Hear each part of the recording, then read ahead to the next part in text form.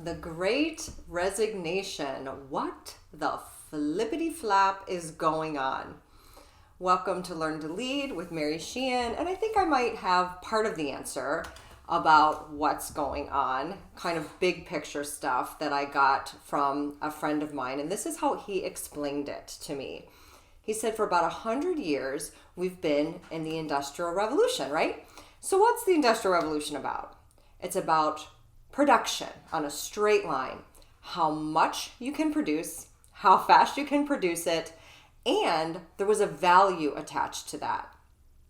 And we've been on that assembly line, even as healthcare workers, for a very long time. And then suddenly, the whole world shut down.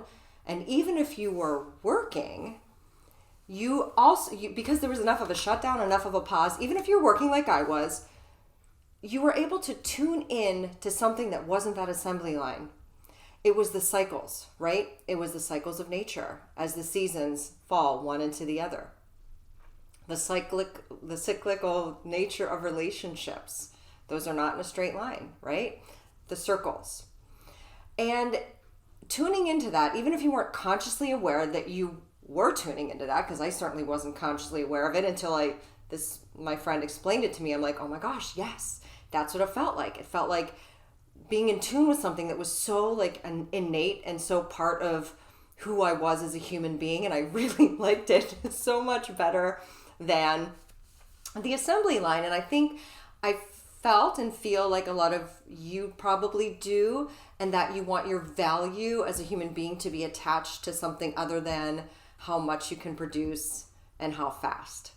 So if you are a leader in healthcare, I would ask that you just consider that if that is part of what's going on, this need for humans to connect with something relational, then the answer's probably there too.